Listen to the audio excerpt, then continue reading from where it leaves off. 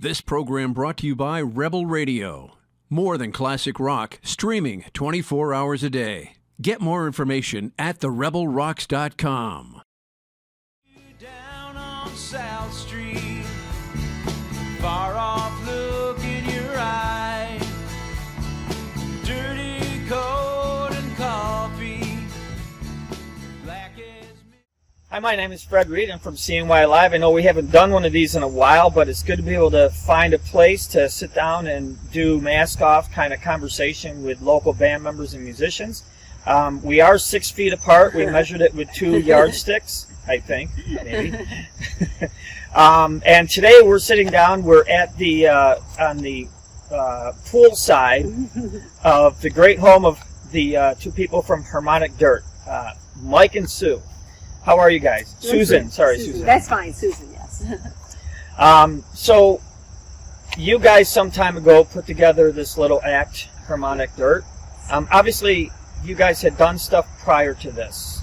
Well, he had. I hadn't. As my first only band. Well, sort of only band. We'll get to that second part later. But yeah, the first I never was in anything. He had always been. Yeah, I always had played music, ever since high school. Sure. And so I'd been involved in music for a long time, but we never really did anything together musically, other than little bits of jamming together once in a while. But about, what would you say, like 5 years ago? Yep, probably around, it's February of 2015, 2016, something like that. Oh, isn't that terrible? We don't even know. 2016, February 2016. Okay. Yeah, I started writing songs, lyrics, poems, sort of, but with the intention of them being put to music. And like. Yeah, and at that time, I was not really heavily involved in any band projects, so. Silverbog Brothers. Yep, I did have my Bog Brothers, the band I still play with, but not really writing music at all. Right. And so having the lyrics there just kind of made it easy for me, because I'm more of a music person, and so we tried writing something together. It went together pretty quickly. Yeah, really quickly. And just kept writing without any real goal other than to just hear just what we could come up with, And I think we just would make little demos on GarageBand, just with acoustic guitar and singing. And pretty soon we racked up a whole bunch of songs, and we thought, this is pretty cool. And then we started sending them to our friend Taylor Bucci, who's actually in the band with us now. And he was living in California at the time. And he would give us feedback and said, this is really cool, I really like what you're doing. Fast forward a little bit of time, he actually moved back to the Syracuse area. And we recorded the album. Yeah, we started playing together with the 3 of us. And he was always a drummer. So we started out having him play drums and percussion on the stuff we were doing. And so we decided, then we bumped into an old friend that I knew for a long time ago, James Turin, who told us that he was building a studio in his basement. So it was perfect timing, and they hadn't really recorded a band yet. So he said, why don't you come into my studio and record? So we had all these songs. We had Taylor and I kind of working out the arrangements, and I wasn't playing bass yet at the time. I was just writing the words. I was just writing the words. And occasionally writing a story for us at the time. And occasionally writing, yes. I was the same actually, year we started CNY Alive. Exactly. I was Sure, just writing music reviews and on the side writing some lyrics, but I didn't know how to play bass yet. So to finish, to make the record complete, since I play guitar and sing, and Taylor plays drums, we brought in a couple of different bass players. Blake Probst, plays with Boots and Shorts. And Old Main now. Old Main now. He's a great bass player. And Joey Arturi from Driftwood. The 2 of them played bass on the record. And then our friend Bob Goss, who's an amazing guitar player, played guitar, electric guitar on it. A couple of songs, at least one song. Yep. on one song, and then everything else we just did ourselves. And Scott Wilson played. Oh, that's right, Scott. Yeah. Scott, who plays in the Bog version, played on the song. Yeah. Played dobro. So it was fun to have some guests. So it was a little more of like a. I was the only one not on this album.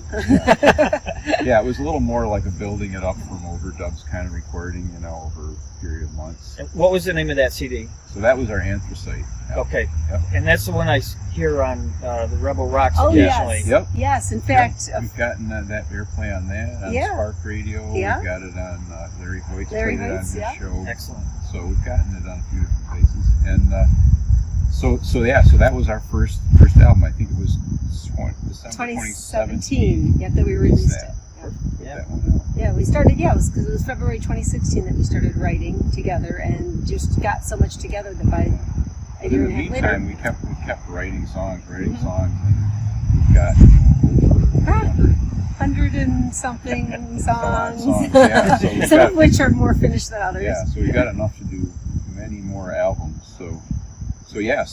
So then what happened was that spring we started to think like, well, we really want to play these songs, and we really we did an album release and we had Bob Goss and Blake folks play with us, but we really needed to put a full-time band together. So Taylor had been learning to play the banjo, and we encouraged him to actually switch to banjo, because James Drin is a great drummer.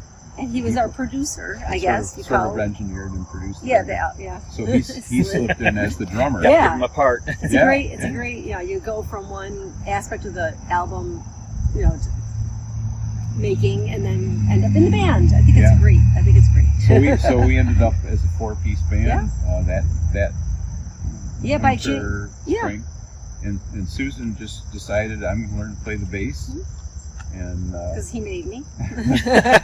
and she's fearless about things Yeah. like that. So it started out just to make it easier on her. I found this. You might have seen these around, these ukulele basses. They're very short and small, and it's very easy to play. Yeah. It's not as daunting as with the size of the regular bass. And you quickly picked up playing, the basics of playing that, and then a couple months later, she was down in Ithaca, and she's like, "I bought an electric bass. Yeah. I really like the color of it, Yeah. So she's quickly jumped up to the regular electric bass, and just been playing that. Actually, you've gone through a couple of them now. Now you're onto the Hofner bass, yeah. So we've been kind of perfecting that, but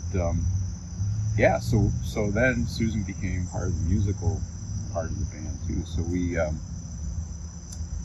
so then we kept playing, and then you've been great at booking stuff for us. So Well, yes. Then the COVID. When you can, right? yeah, Yeah. But between 2017, 2018, and 2019, we were playing a lot. Yep. We played a lot of different places. We We did. did a lot of cool outdoor festival type things. We played at a lot of local bars and clubs, and we had a couple of cool opening spots that we did for bigger bands, and so we've been kind of building our chops as a live group. Any particular place you guys really like playing at? Funk and Waffles, which we really miss terribly. Yep. That was always great. It's a great live music venue. Nelson Odeon was Nelson really. Odeon is amazing. It looks so nice on the inside. Every place we played, we never played at a place that we didn't want to go back to. Yeah. So I mean, just the the owners. Shifties is just a landmark Shifties, place to play yeah. at. Always fun. Yeah. And some of the newer outdoor places that we've been playing at, like Crazy Daisy, Yes. Heritage Hill, 315 Brewery, all those kind of things are cool too. Yeah. So we've been mixing it up. A lot of craft brewery stuff. A lot of seems to- breweries, yeah. seems to harmonize well with our audience. So, speak about that for a minute. So, what kind of drove you to your particular type of music that you guys are playing? Well, it's like what we like to listen to. I would say we really like songwriter-driven music, and it's all about songs at the base of everything. So I think the stuff that really excites us and aspire to be like is very like songwriter oriented. Singer-songwriter, yeah. Who any inspirations? Well, since I don't write the music part, Mike might have some musical inspirations. I just write the words, so I don't think about necessarily musical inspirations. I just like what I just come up with a thought. But I like story writing types of songs a lot. I wish I could write like Bob Dylan or Sixto Rodriguez. I love some of his stuff, and other people who do really deep stories. But I think I like the idea of a little bit of ambiguity too. So I suppose we do like Gillian Welch and Dave Rawlings. Yep. Their songwriting is great. It has like a timeless kind of feel to it. You can feel both old-timey and modern at the same time. And if you go back further, like like the band, like Robbie Robertson is that kind of writer too. Yes. Like, the music feels like it's of a certain time, but you can't really put your finger on it. Yeah. It's got a lot of details in it, but it also it's open enough that you can kind of imagine a lot of different things. Being there too for you, right? Yeah. Yeah. Yes. So I mean that kind of thing is really what appeals to us. But musically, I would say you go to the Americana genre, if you will, because it seems folky. Because it seems like it's something that anybody can join in. We like to have something that. Yeah, I guess because it's such a catch-all category. It includes like folk music and rock and blues and country and bluegrass. But it's done with instruments that you can just pick up and sit around a fire and play. Yeah, and it it's kind of and it's still kind of song-driven, rather than lyrical. instrumental. Yeah. Instrumental. Nothing wrong with instrumental stuff, though. More about that. We'll hold on to that thought. More about that later. So, this is a big thing, and it's what I get a loss for is I don't get to talk to musicians like we're doing now because of what's been going on, and I mean it's affected you guys. And maybe this isn't your only job or whatever, but I'm sure you know other musicians that this is their own gig. This is all they got going for them, and it's not like the musician's world is a moneymaker as it is. So, just talk to me about how, in polite words. Yeah. No, I'm Well, it's been the understatement here. It's been a huge adjustment. Yes, I think, yes. for everybody. Yeah. Just trying to figure out, and we're still trying to figure out what can we do, how can we still enjoy and share music with each other, which is so important to so many people. And not just the playing of the music, but also watching. Yeah, also fans right. of I mean, really, a lot of live, bands. yeah, live music is so important, and there's such a community of people locally that are involved in that, both that support it and that create it, and like us that do both, and it's really been a challenge. At first, I think everybody was trying to figure out how to do live streaming, right. Yes. Right. and we kind of got, I think we got through a tough period with my wife. Yeah, we made some mistakes. It's like you can't hear people clapping though when you finish your song. You're like, can you hear me? Yeah. Is anyone here? We did a couple of things where we did screw up a couple of lives. Yeah, there was some awkwardness. Yeah. We didn't realize that we didn't have something plugged in. Or Yeah, like, oh, plug that in now. But you'll read a comment. We can't hear you. Which, by the way, maybe they can't hear you, so you gotta talk louder. Okay, all right. You gotta project your voice. wait, are these plugged in? Yes, right. Can you hear me? Can you hear me? We'll just overdub the dialogue. Yeah, I'll do voiceovers. Yes, right. But I think since we've started to figure out, okay, we can do some things outdoors, and we're trying to figure out like how to do that. We're starting to piece some gigs back together, but everybody is really just doing a fraction of what they were doing before. Sure. Which is really tough on people that rely on that for money, for sure. But it's also tough just because we all need that music, and it's not always there. Well, and I think it's true. I think the musicians have to play in front of live people, and live people want to see live music. Yes. You don't really want to be sitting in your living room watching a live feed. Because then hey, play that song, and then you guys don't see it 30 minutes later. You see it after the fact. Yeah, But it makes what we are doing really like just so thankful to be able to do what we're doing. Even if we were playing as like a little drizzly of a day or something, like I don't care, I'm out here playing with people, and you really appreciate I think playing more now, because it was so we didn't know what was going to happen for most of March, or the second half of March. We did our last gig on March 12th, Thursday, March 12th at Copper City Brewery, which is also a great place to play in Rome, New York. That was our last gig, and then things shut down.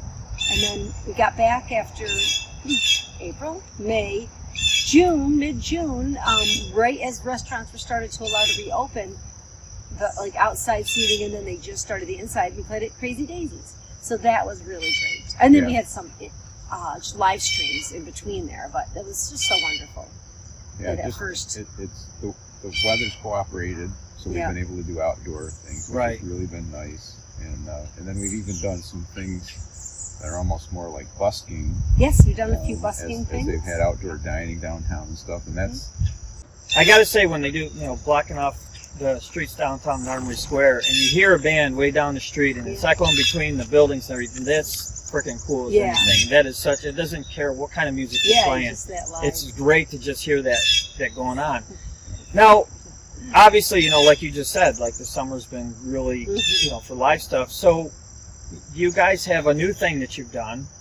It's another band name, quote unquote, which is Blue Moon Atlas. We actually took a title of one of our other songs and we used it as the name of this new project. And the way that started was way back, like I would say, like over a year ago.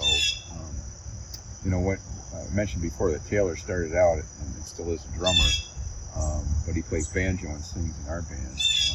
Talk louder, because the bird's trying to talk over you. He still wanted to play some drums, so we would get together once in a while, and Sue would play. I'm still learning the bass. Play bass, and I would bring out my electric guitar, and we would just jam. Just some something grooves. different, And we just kind of had the iPhone, recorder rolling, and after a while we realized that we had kind of racked up quite a few little cool instrumental grooves, like. They were all just kind of like bits and pieces of things. Like this part was kind of cool right here, and this part was kind of cool.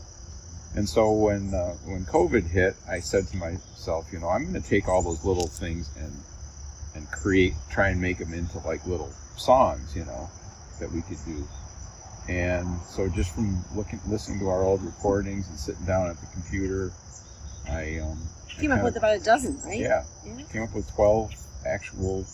Arrangements, all instrumental, based on the jams that we did. To 4-minute long just songs. These guitar, bass, and drum jams, and then we went back and actually recorded it. We sat down with the.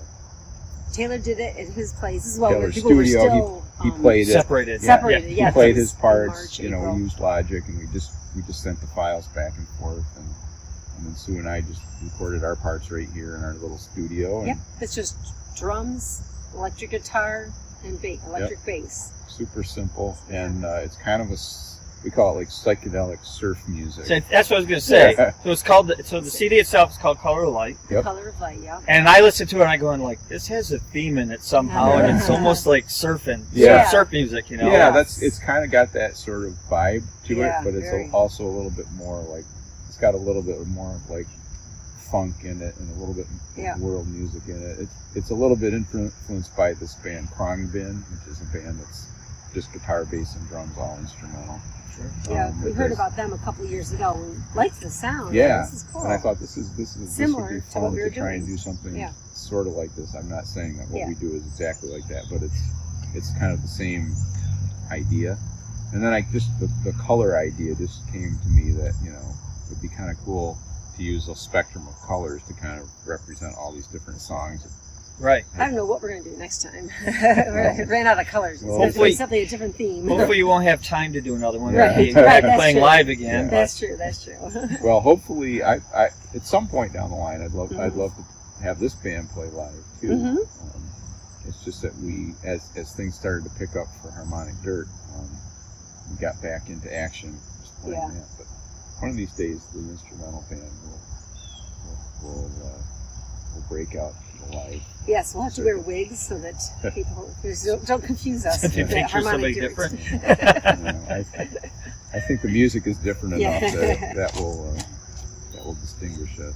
So I mean, it's a really good CD. It's definitely not Harmonic Dirt though. Mm-mm. It's definitely got a different sound to it, which is it shows a good variety. I like that. Yeah, it Enjoyed was fun listening to to it. do, and it's just we love all kinds of different music, and it was just fun to do something like that had a little more of a improvisational vibe to it, you know, because what we do is song oriented, and it's very much focused on The lyric. the lyrics and the- stuff. Right. Yeah, the And this is verse a different and thing where chorus. it's more about, you know, kind of going off on some Rhythm, tangents and yeah. things. I didn't have to do any. I didn't have to write any words, so that was very Yeah. easy for me. Except I had to learn completely different bass playing methods because it's not my usual, country Americana bass playing. Right, it's a So I had to different learn style. It's definitely some more funky funk and, styles that you know, very hard to learn. but it was a But I good. got through. It's more fun to learn things that way than Yes. to just do exercises. or Right, whatever, yeah, you know. there's a lesson. That's very true. Sometimes the exercises get a little boring. Yeah. Yeah. It's always easier when you're actually learning a song, you know, Mhm. instead of just trying to do something because you have to practice it. Yeah. So people want to get this now because we're talking about it. Where Mhm. can they get it? Oh. Well, it's on all the streaming platforms, so you can certainly listen to it that way if you subscribe Well, to those things. Yeah, like Um, maybe not all, but Spotify, That's not all of them. Pandora. Name one that it's not on. Pandora. Well, Pandora is a different thing. Okay. If you pay the premium Oh, for Pandora, you you can, get you it. can listen Okay. to it. So Pandora hasn't considered it a big Yeah. enough thing to make a channel for okay. it. So if that's what you that'll mean. be our future. That's a different kind of thing. Yeah. So Spotify, It's not on band- any Spotify major playlists Not or anything really. either. That's not kind that we of- know of. That's a thing Uh-huh. that you have to rise to a certain level. But everything that is available to the average person. Bandcamp, is out there. Bandcamp, SoundCloud. Those would be ways for people to. Bandcamp is a great way Yeah. if you want to support the artist. Yeah. You can buy the downloads there. You can order a CD if you want from Kunaki.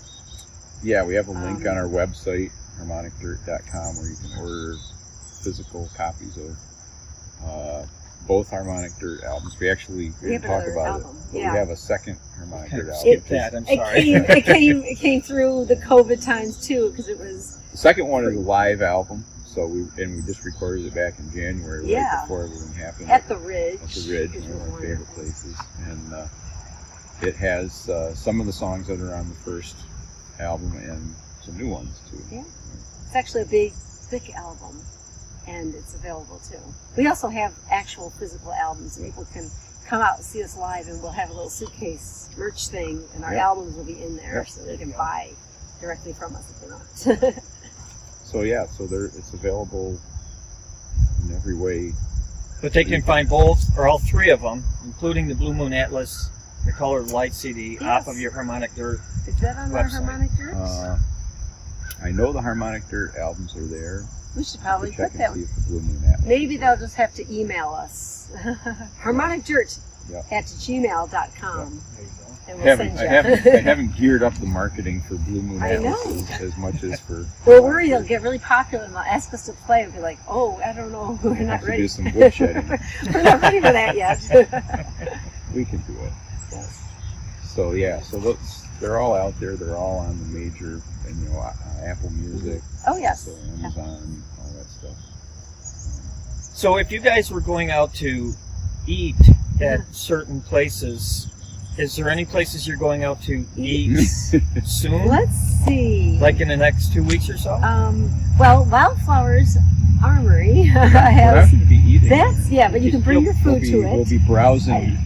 You can We'll bring be your food. hitchhiking on this. Yes. I have to look Browsing at my the calendar. arts Excuse me while I have my phone. crafts and Yes. interesting gift items that are available there. So let's see here. And they have good Oh. facial mats there. I bought mine Yes, there. Oh, they do have cool. some really pretty things. There's a place called Woodland Farm Brewery that's got some delicious foods on September 6th, Sunday, which is right before Labor Day weekend. And then this is wonderful place called Heritage Hill that has wonderful foods. They have actually barbecue outside and regular kitchen stuff inside. Beautiful and sunset view. Beautiful, and we plan on eating there on Saturday, September 12th. Do you guys have a time reservation that you're We going to do, 6:30 p.m. We plan to eat all the way till 9 p.m. Slow eaters. Yeah, slow eaters. But speaking of truly of eating, near Kasai Ramen on the Walton Street, on Saturday, September 19th, will be 5 p.m. to 7 p.m. Eating some ramen, ordering some ramen or other Taking things. part in the al fresco dining experience. Yes, there you go. Hopefully, will still be beautiful weather all the way through September. Yeah. So that, Anything next on the calendar? Thinking of another CD? We're working now to finish up our third CD, which will be our second studio album, which we also did at James' place. And there's a few interesting things about it that I don't know if we're going to reveal just now. Oh, okay. We'll keep those things. But there are a couple of cool things about it. But right now we've finished all the basic tracks, and we're having some guests just do some things on it. Bob Goss is going to be playing on it. Joe Plessis, who's actually sat in with us on a number of occasions, is going to be playing lap steel on it. Scott Ebner is going to be playing some piano on it. Kim Shutt is going to play some trumpet on it. We have lots of different. So we got a bunch of different guests that are going to be on this. Perfect. Yeah. Nice. So it should be done this year. Oh yes. I'm hoping. Yes. There's no reason why But it always can't takes be done longer than you think to get it wrapped up. But I think we're almost done with the tracking, and we're just on to mixing it. So. It might be hard with the amount of times you guys are going out to eat. Yes, right. You might run out of time. We might. Yeah, and it's been so nice this summer that there haven't been a lot of rainy days to just sit in front of the computer either. That's very true. Right, we're at that phase of the trying to maximize your enjoyment of the outdoors. So I want to thank you guys a lot for sitting down with us. And My pleasure. I want to tell the audience is that start at harmonicdirt.org or .com to find out where their CDs are. And if you don't see the Blue Moon Atlas, the CD Color of Light there, I'm sure you can find it on Facebook to find out links to be able to pick it up. Highly recommend it. The other thing is, like we were talking about, these folks are going out to eat places and stuff, that the best thing that we all can do now is when we do go out, adhere to the rules like we should, get through this, but still be able to support our local musicians and the local venues that take their time and their money to make sure these guys can play and perform for us. So with that said, again, thank you. This is a nice poolside conversation. I'm glad we could get back to interviews, and we'll be talking to you soon. Don't let me roam.